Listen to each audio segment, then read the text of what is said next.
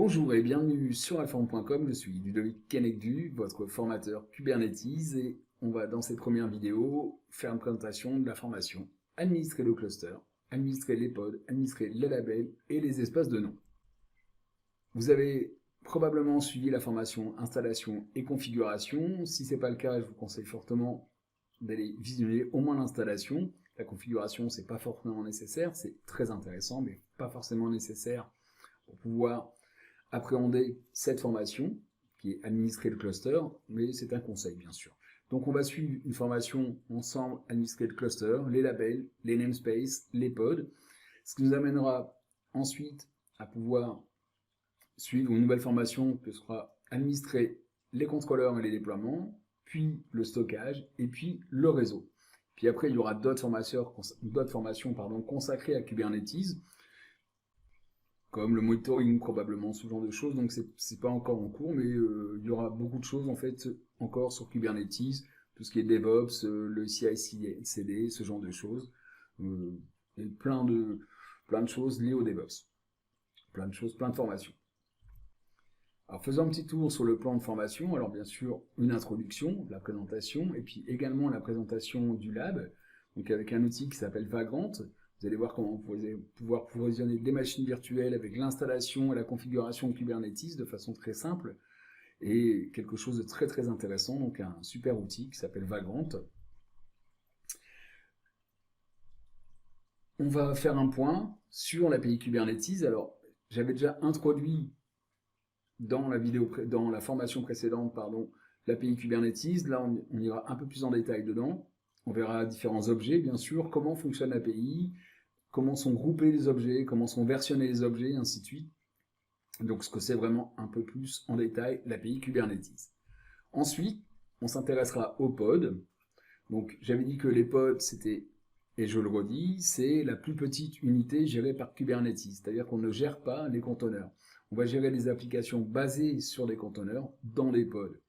Et avec ces pods, on va pouvoir ajouter des fonctionnalités, parmi lesquelles les gestions des ressources, par exemple, des sondes de vitalité, des sondes d'activité, donc plein de fonctionnalités qu'on va ajouter dans les pods qui nous permettent d'améliorer en fait, le cycle de vie de nos applications. Ensuite, on va voir quelque chose d'extrêmement important, ce qu'on appelle les espaces de nom. Les espaces de nom qui vont nous permettre de faire comme si on avait des clusters virtuels, en fait de cloisonner des utilisateurs, cloisonner des applications, cloisonner des services dans un espace de nom. Et dans ces espaces de nom, on va pouvoir faire plein de choses comme la gestion des ressources, par exemple, limiter les ressources dans un espace de nom. Donc on verra tout ça en détail. C'est extrêmement important, c'est extrêmement intéressant. On verra quelque chose également extrêmement intéressant et même nécessaire, aussi, comme les namespaces en fait, comme les namespaces, comme les espaces de nom, ce qu'on appelle les étiquettes ou les labels, qui vont nous permettre d'organiser toutes nos ressources, également, de pouvoir effectuer des opérations sur un certain nombre de ressources. On peut facilement imaginer 1000 pods qui tournent, avec, je sais pas moi, 200, 300 ou 100 applications. Ces pods ont plein de fonctionnalités, et si on en a 1000 comme ça, et qu'on souhaite lister par exemple pour effectuer une opération sur un certain nombre de pods, on va pour ce faire utiliser ce qu'on appelle les labels. D'accord, donc on va voir ça en détail, on va voir comment ça fonctionne, comment on peut poser les labels et comment on effectue des opérations dessus, comment on peut dire par exemple ce pod va être schedulé, planifié sur un nœud dont il porte un label et ainsi de suite. On verra également les annotations. Donc les annotations, on verra un peu plus tard ce que c'est exactement. On va considérer les métadonnées qui vont servir pour les applications par exemple, typiquement pour la mise à jour de nos applications. Et bien sûr, on aura la conclusion à la formation. Alors, qui est concerné par cette formation? Eh bien, les développeurs, puisqu'on va faire du DevOps, les développeurs, les architectes également, les Ops, c'est-à-dire les administrateurs qui souhaitent découvrir l'écosystème Docker, sachant qu'on ne va pas vraiment faire du Docker, en fait on oublie Docker, on fait du conteneur par Docker, avec du Docker, mais c'est pas ça qui nous intéresse principalement, c'est Kubernetes.